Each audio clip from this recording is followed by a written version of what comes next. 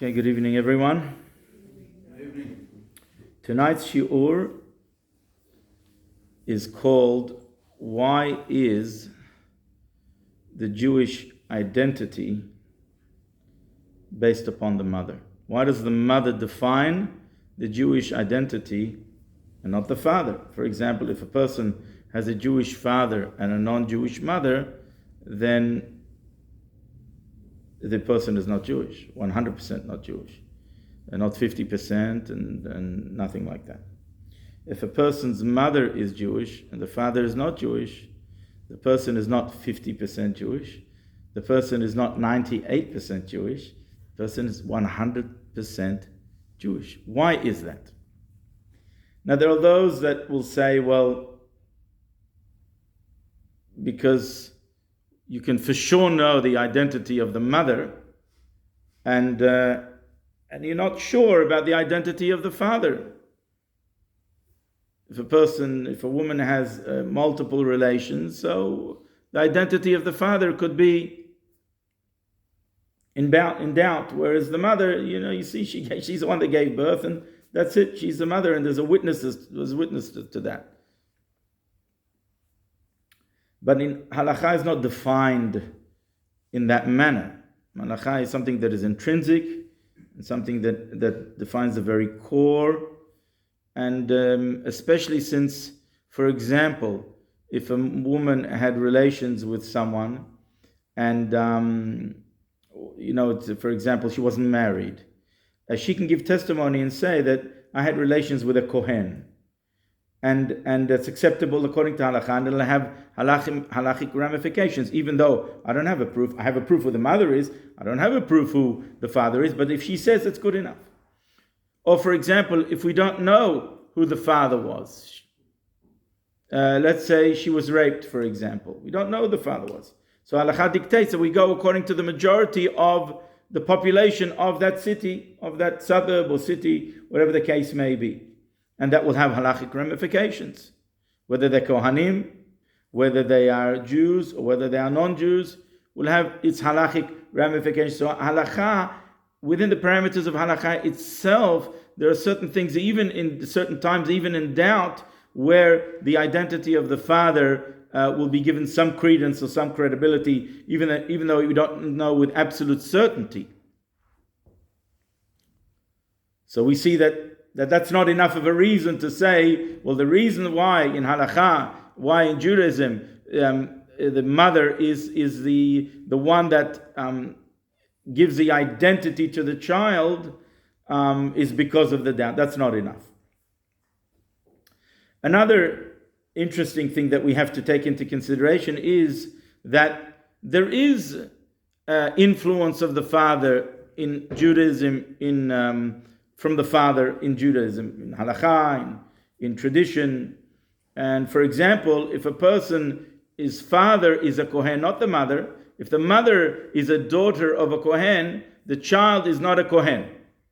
Now why? If we said the Jewish identity, which is so much more important and so much more critical, the very identity of who you are, is based upon the mother, then why do we not ascribe, if she comes from the tribe of which tribe she comes from, why do not we ascribe it to the mother as well? Why to the father? So for example, if the father is a kohen, the child is a kohen. If the father is not a kohen, if he's a Levi, then the child is a Levi. If the father is a Israel, then the child is a Israel. If the father is Israel and the mother is a bat kohen, the daughter of a kohen, he's not a kohen. Or for that matter, a Levi, if she's a daughter of a Levi, that doesn't count. If a mother is from a particular tribe and the father is from a different tribe, we follow the tribe of the father. What difference does it make? It makes huge difference. If you're from the tribe of Benjamin, you will inherit, when you go into the land of Israel, you will inherit this particular land. If you're from the tribe of Yehuda, you will inherit this particular land, and that's where you will live.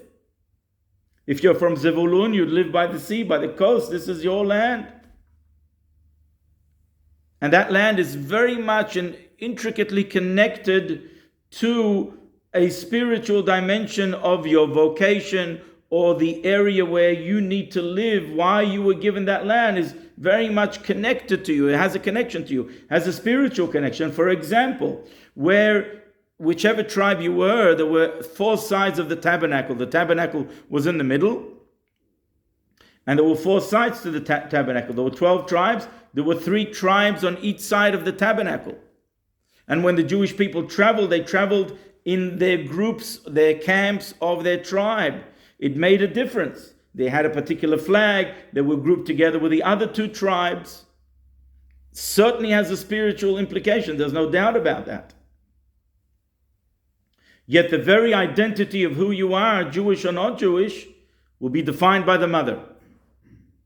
Which is interesting. Unlike Christianity, for example, and many other religions, is defined by the father, not by the mother. Which is interesting. Why is it specifically that there is so much from a spiritual component and dimension that is dependent upon the father, yet the Jewish identity is the mother? There is no doubt that from the father's dimension or involvement in creating the child is much less than that of the mother. Because there's nothing tangible and nothing memorable in creating the child. I'm not talking about the father's involvement in teaching and showing love. I'm talking about creating the child in the conception. Whereas by the mother, it's totally different. We have 9 months where first of all, the child is conceived in the mother's womb, not in the father. It's conceived in the mother's womb. That's A. B, the whole, what do they call it when after The fetus. what do they call after the process of conception? What do they call it? No, the whole that process, gesticulation, or is that only by an animal? I'm not sure. Still called by humans gesticulation. That whole concept of gesticulation, Gestation. Sorry, thank you. Gestation, or the development of the embryo or the fetus, etc., the baby in the womb is in the mother. So that whole period of development is particularly in the mother, not the father. So therefore, it nurtures, it suckles. After it's born, it's fed. Its whole feeding is dependent upon the mother. All the nutrients comes from the mother's milk. And the taking care of and the bonding aspect of it and the unification between the two is much greater from a baby, from a child to the mother than it is to the father. There's no doubt about that. And therefore, it's reasonable to understand that the child will suckle and nurture the identity of the mother. It's reasonable to come to that conclusion.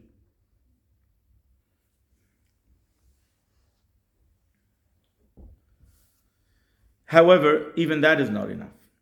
It's certainly a very powerful argument, but the truth is everything in Judaism goes to the very core and essence.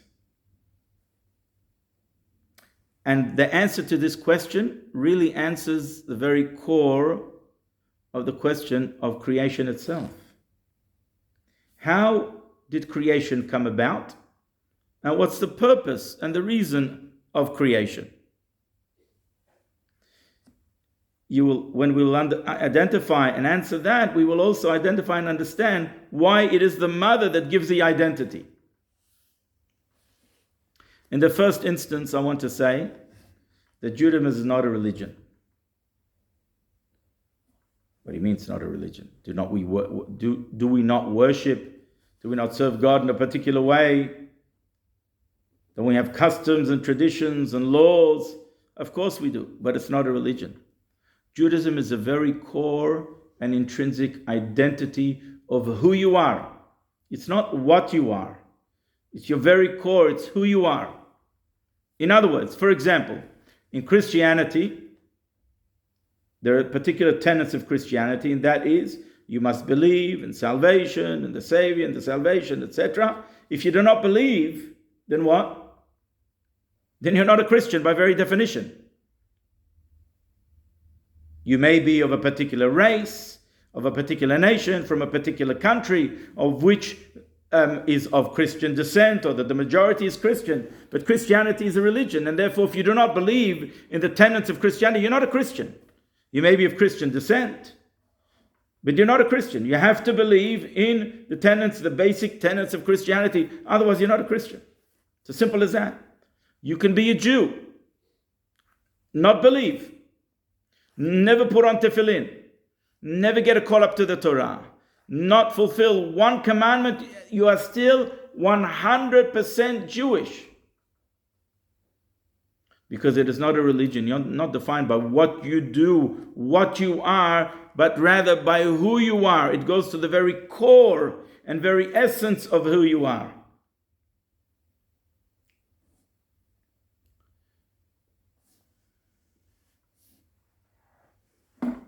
And this also goes to the very core and essence of creation of the world as well.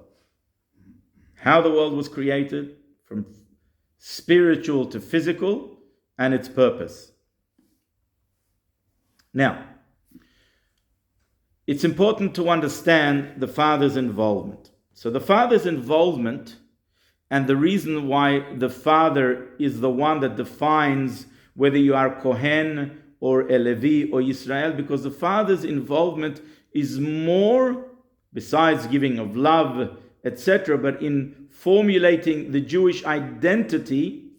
It's more in the realm of instruction, or he gives the dimensions of service of God, a particular dimension of service of God. So what he gives is, you are a Kohen, I give over to the child a particular mode of service of God. The Kohanim serve God in a particular mode, in a particular way. The Leviim serve God in a particular mode, have a particular spiritual function.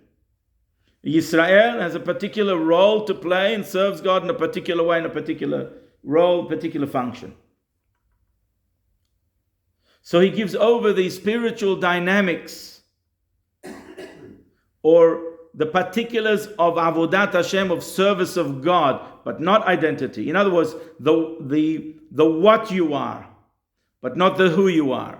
So the Father gives more the what you are, but not the who you are. You are a Kohen, and what you do is this and this, and the way you serve God is this and this.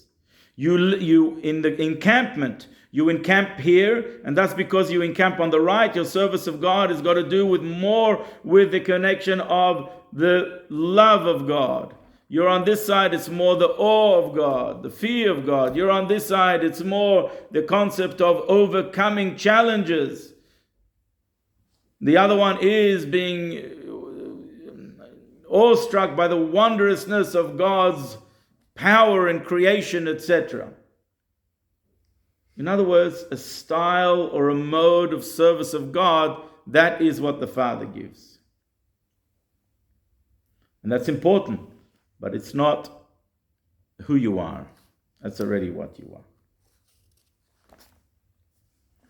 Now, to understand more the Kabbalah of this question, because if we understand the Kabbalah of this question, we will understand a little bit of the makeup and the mechanism of creation of the world, and how it translates to the mother. Now, in order for me to explain this, I'm going to have to now refer back to the Eses Sfirot, to the 10 emanations. And I will be brief just to remind you, God created the world with 10 utterances. The 10 utterances correspond to the 10 emanations. What is an emanation? A particular mode or module of revelation.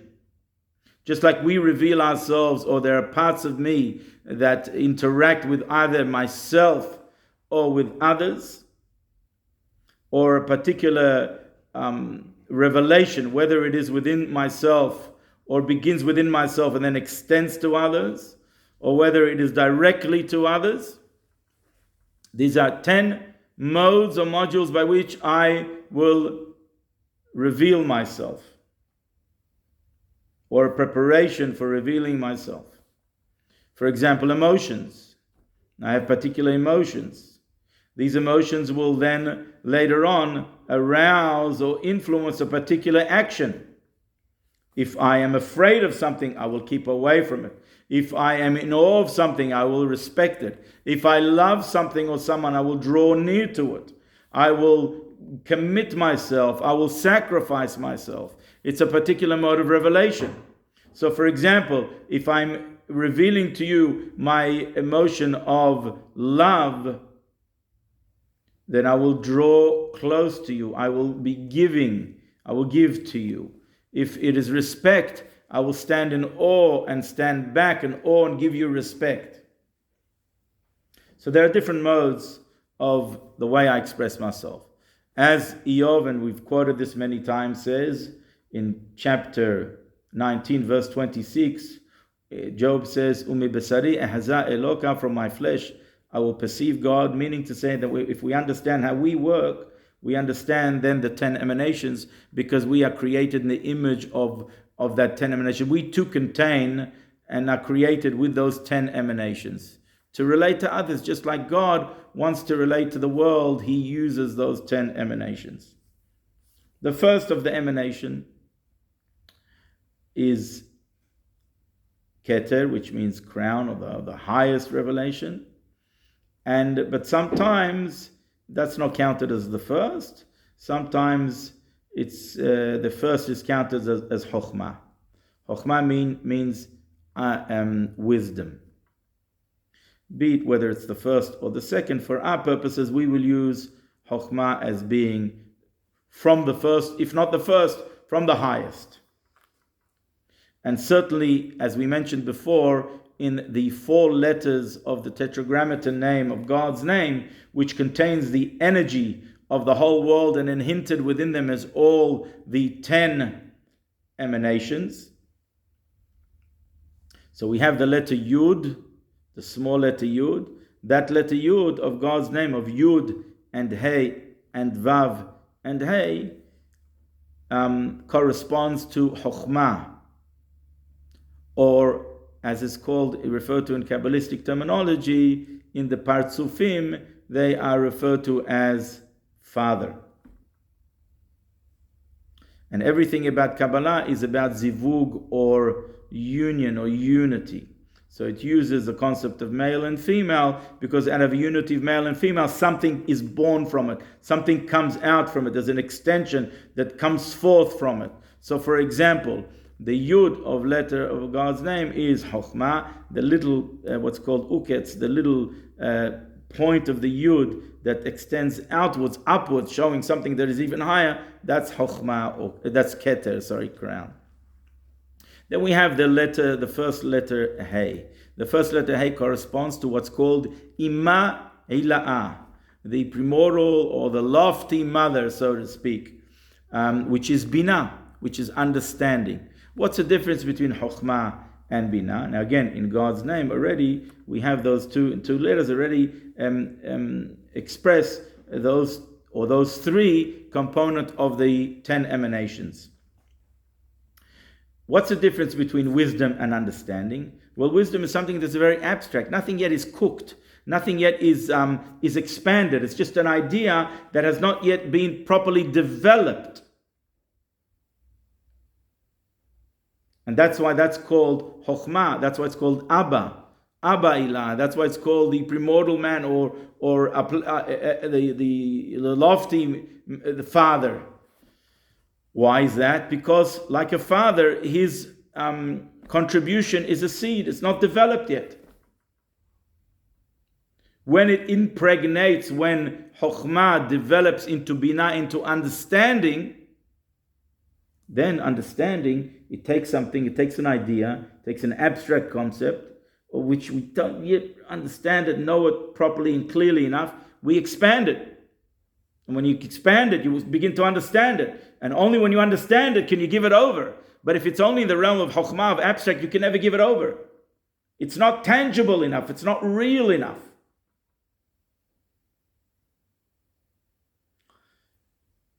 That's like the idea becomes conceived and expanded. That's why the letter Hey is a much more expanded letter. And then you have the letter Vav. Vav, of course, is the numerical value of 6. Notice how the letter Vav comes down. It's like a small Yud coming down, drawing it down lower, because those are the emotions. The emotions are born from intellect. When you think about something, when you ponder and understand something solidly, you understand the greatness of God or how God gives over to us, then gives birth to an emotion, love or respect or fear or awe. And their extensions, which are 6 in all, what's called Vav Ktsavot, which are the bulk of the emotions. Hesed, Gvura, Tiferet, Netzach, Hod, Yisod. And then we have the last letter Hey of God's name, that's called Nukva. Nukva means the feminine, or Ima Tata, or the lower mother. And that corresponds to the attribute of Malchut, God's kingship.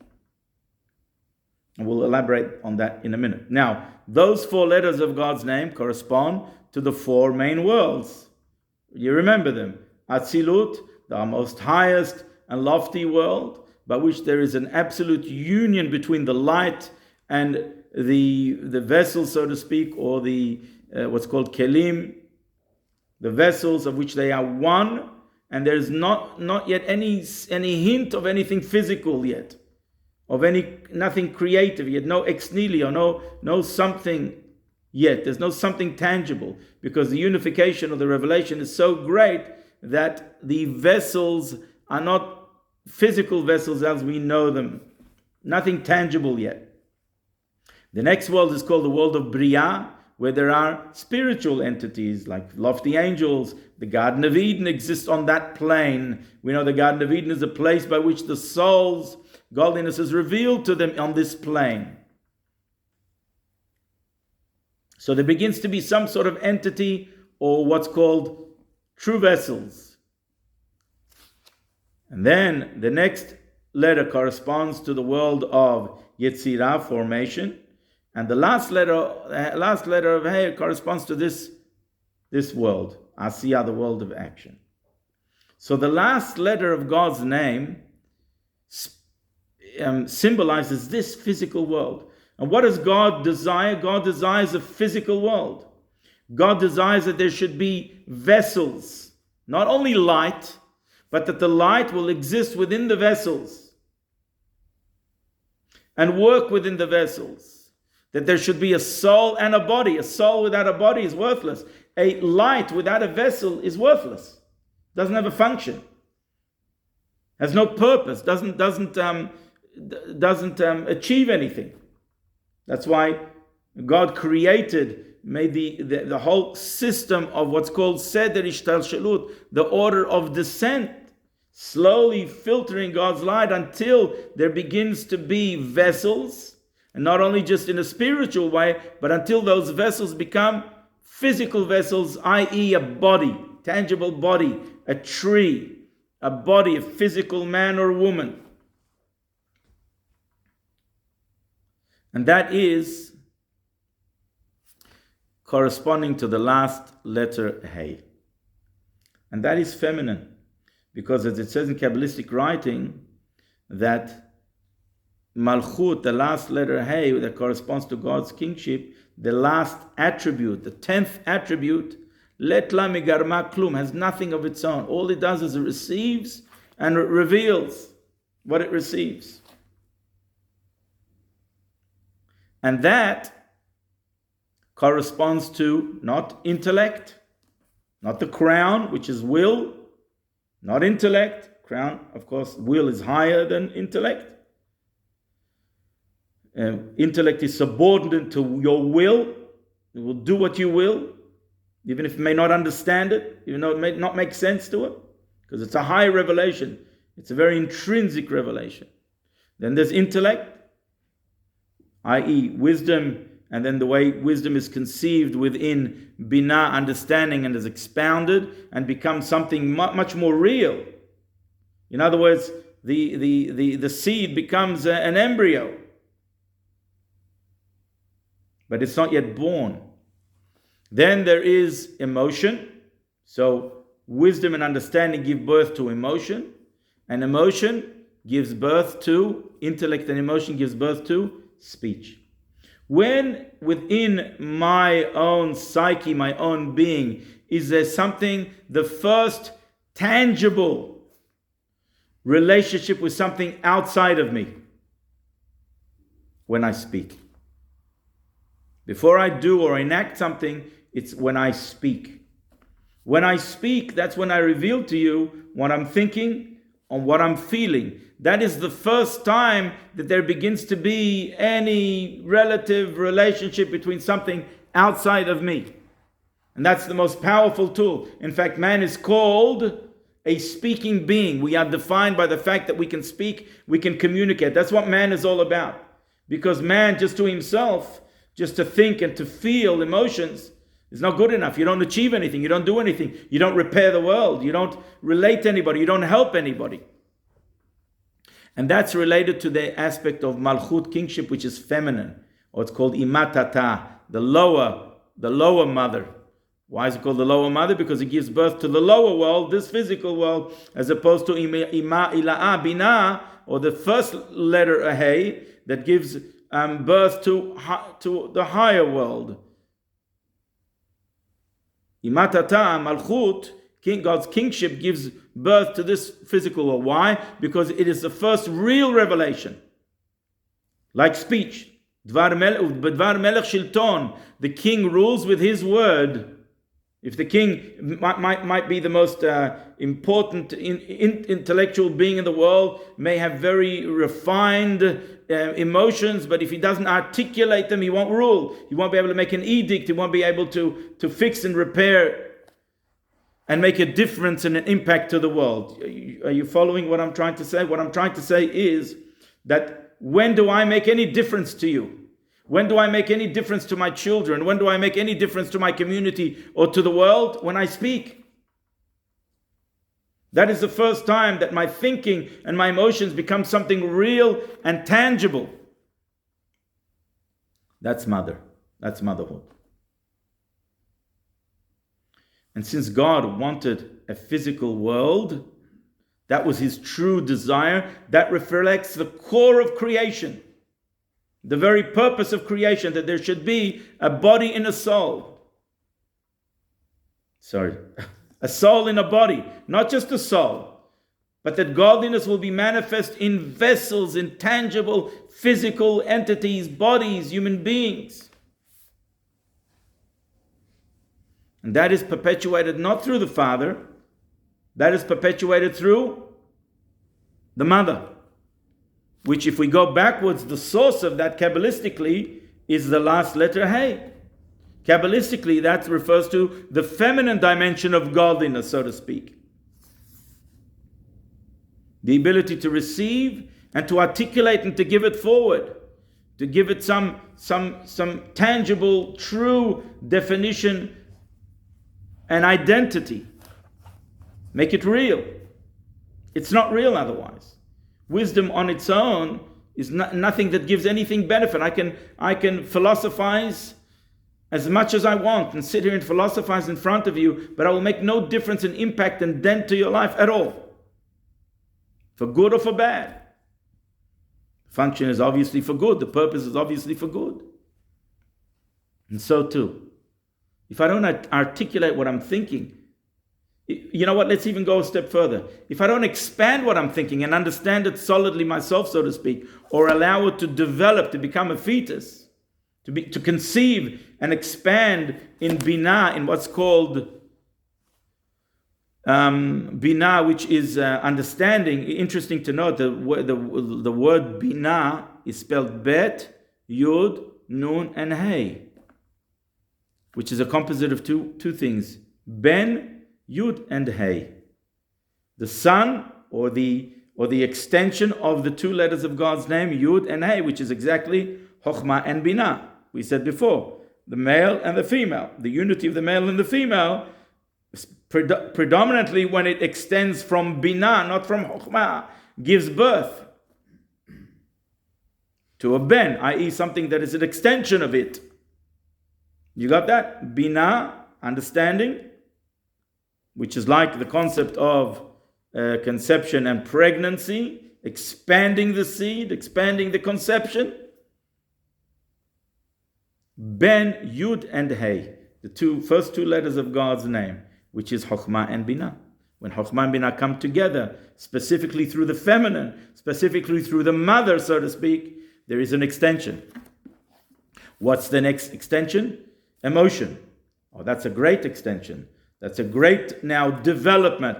But again, not tangible enough, not real enough. It has to go to the realm of speech before it becomes real and tangible that can make an impact on the world. If I sit here and feel love towards you, but I never express it to a child or to my spouse or to someone that I love, I will not make an impact on you.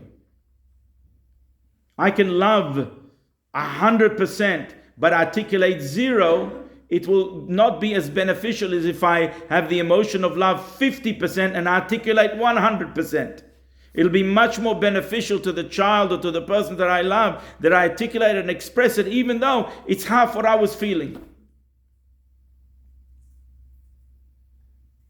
That's when it's real. In other words, what God designed as a world, when does it become real? Not in the spiritual realms, not in the higher realms, not in the higher letters of God's name, but in the lower letters of God's name, specifically through the 10th attribute, the attribute of Malchut, which is called mother. Feminine, mother. It is the mother, it is Malchut, the 10th attribute, which is called in Kabbalistic terminology, Imatata, the lower mother, that gives birth to the real purpose and the desire of God, that there should be a world, a physical world. Now that we understand that this is the true desire, this is the core identity of the world and the purpose of the world, the feminine brings birth to the initial intention of God. All of the previous 9 attributes were simply stepping stone ladders, not stepping stones. It works the other way around. And in fact, in the first world, it works from lower. It's interesting to note that, in fact, how do you usually go down? From high to low. In the first world, it gets a bit technical, but I'll say it anyway, because even if we understand a little bit of it, it has great benefit.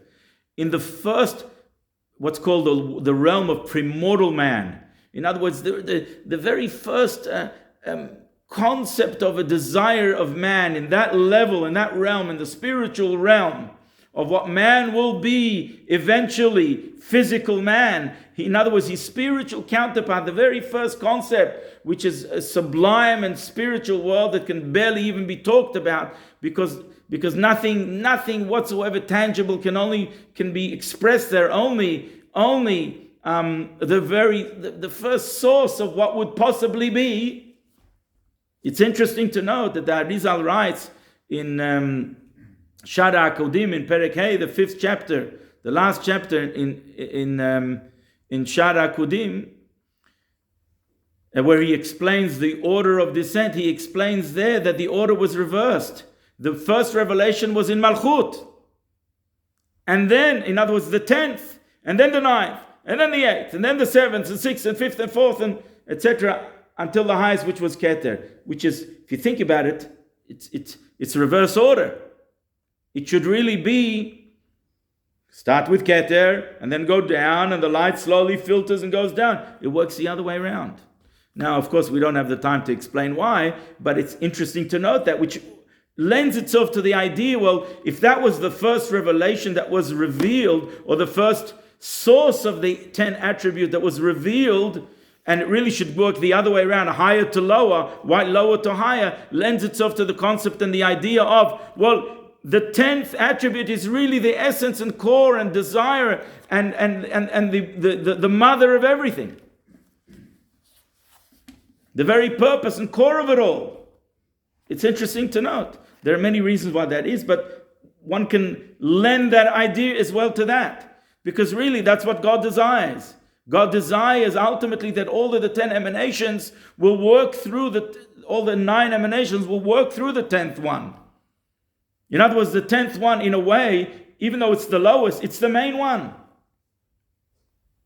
It's the one that gives reality to all the nine. It gives it purpose. It gives it a body, a place where it could be revealed, a vessel that contains all of them. Again, light without vessel is worthless.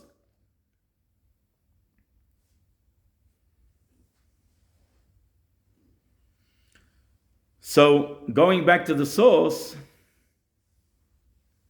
that is the real desire of God, Malchut, which is the last letter Hey, which is mother.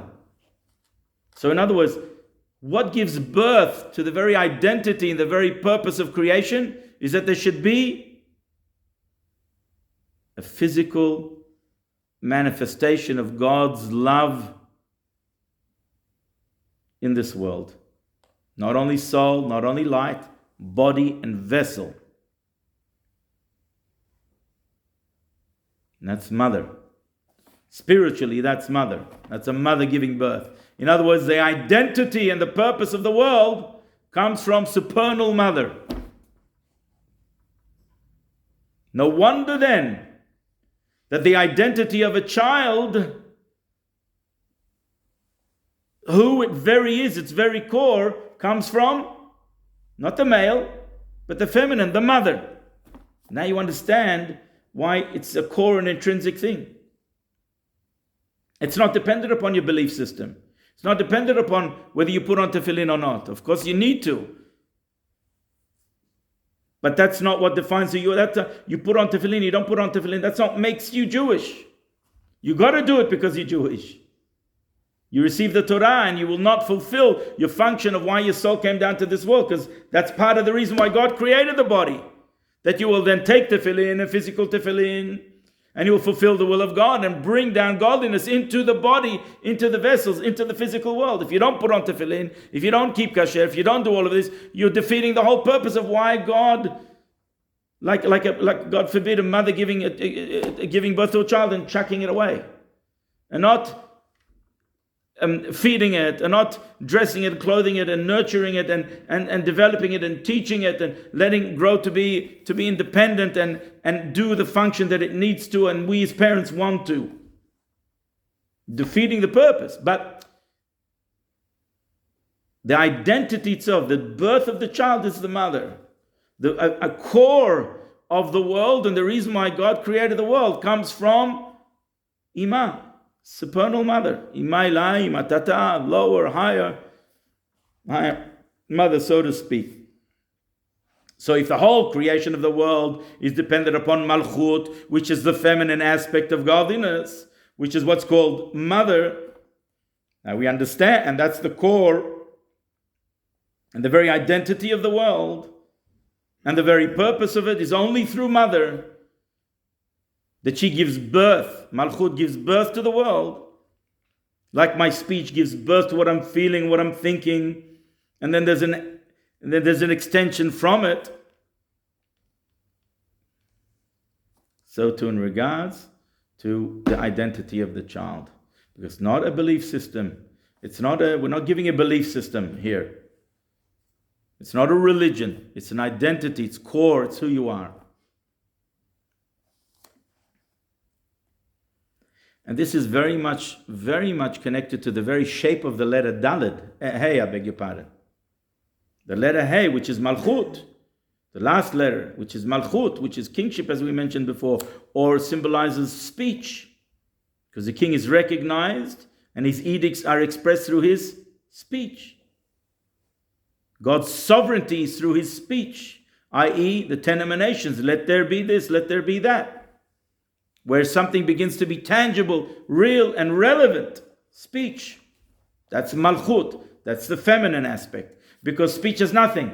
It receives my thoughts, it receives my emotions, and gives it out to you, and articulates it nicely, and gives it out to you. It's nothing, speech.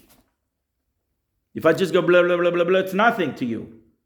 But if I'm expressing what I'm thinking, what I'm feeling, and I tell you how special you are, and how dear you are to me, and how precious and how much I love you, it creates a bond, an intimacy, with whoever it is I'm speaking to, a child or a student or whatever the case may be. If I never speak to my student, he will never have a relationship with me, never be an intimate relationship with me, never be able